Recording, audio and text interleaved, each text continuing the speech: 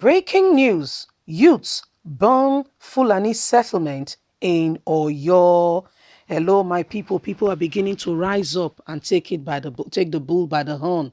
Yes, taking the bull by the horn is taking a decisive actions. No more procrastination.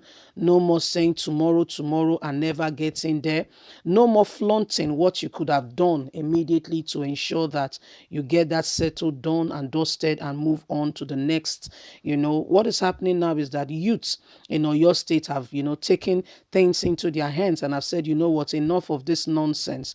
The government, we keep seeing the northern governors coming into our state to patronize our governor, and the governor is not doing anything for the people. Take, for instance, the case of the Shasha Market incident. Do you know that the Fulani herdsmen were paid 475 billion by the federal government? They say for compensation. What about the Oyo State people who were also affected? Who compensated them?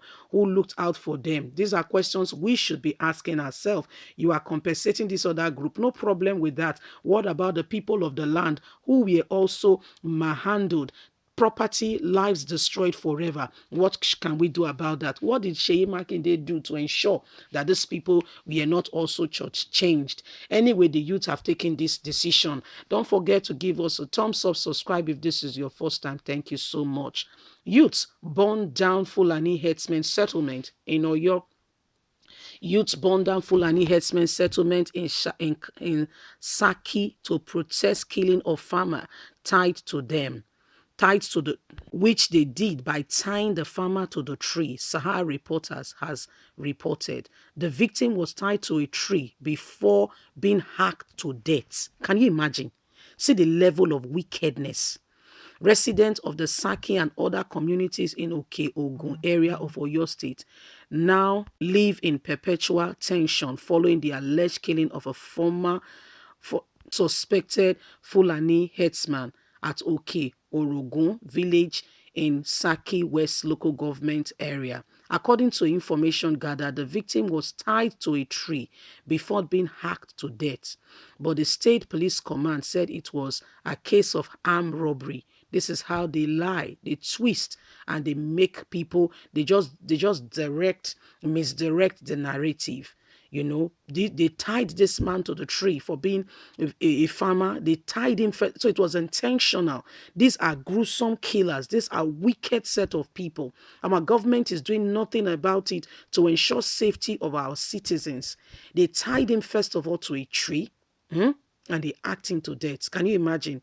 Your brother, your uncle, your son, husband, father. Do you imagine? So you can, no, I'm just saying that so you can really relate it and bring it very close home. A source said that the farmer was attacked on Saturday night, and before people came to his rescue, he was killed. Imagine the way the Fulanis did it.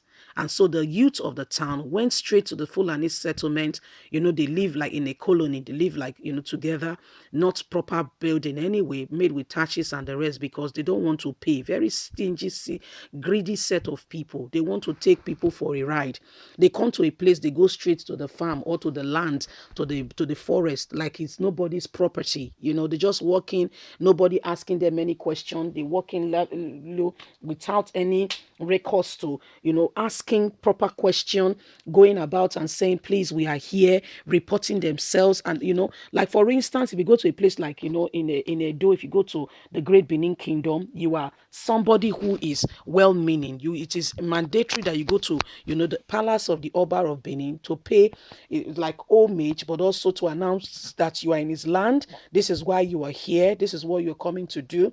Then the Oba will receive you and you are like, I'm trying to explain it better, under his protection, for the time being that you are there. You're supposed to comply by the rules and regulations and not commit any form of crime. You're supposed to live with the laws that govern the people, bring about your own form of development and, live peacefully in the society. If you find a piece of land, you have what it takes, the money, you buy it and you live. That's how it's supposed to be. But these Fulanis, they come in quietly, subtly start staying in your bush. Before you know it, they take it as their own personal right and possession. You can't even say a word, you see. So this is what this currently, and this is what is currently happening, and it's not acceptable, it's not tenable in any way. So the youths went there and they burnt down the building thoroughly, like thoroughly burnt it down, saying no, no, no, enough is enough.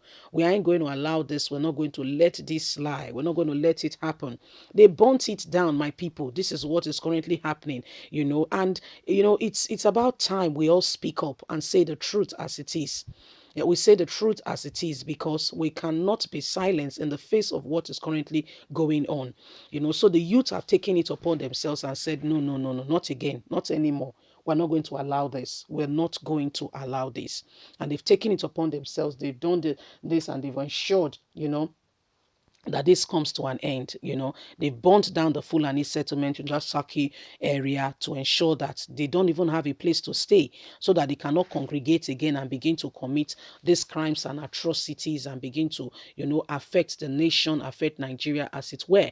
It's because the government of today is really aiding and supporting them. Honestly speaking, that's just what the problem is. Nigerian government is aiding, supporting, and giving them a shield.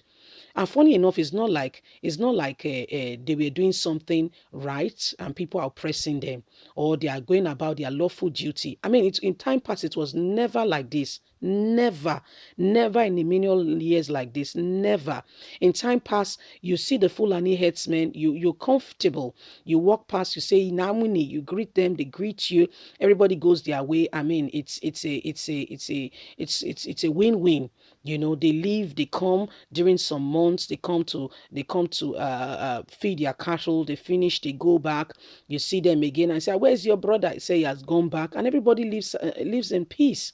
But today, reverse is the case. So you see them and you are suspicious, you are running for your life, you are looking back, making sure that they are not trailing you, they are not following you. You see, the place has become tensed because the current administration aids and supports it. If it had spoken up and said, no, no way, this is not acceptable, in a stand on the current situation of what is on ground, we would have had a different, reality of what is on ground today.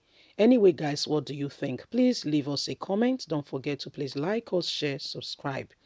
Click on the notification button so you can always get all our latest news. Do you think what the youth has done is right or wrong? Do you think the youth should have, exercise some decorum, or not, not have done anything? What do you really think? Because this youth, they just have to, I mean, like I said at the beginning, take the bull by the horn. They just have to face it square on. It's either they leave or they leave, because if they call the police, they will tell them leave them alone. So God bless you. Bye for now.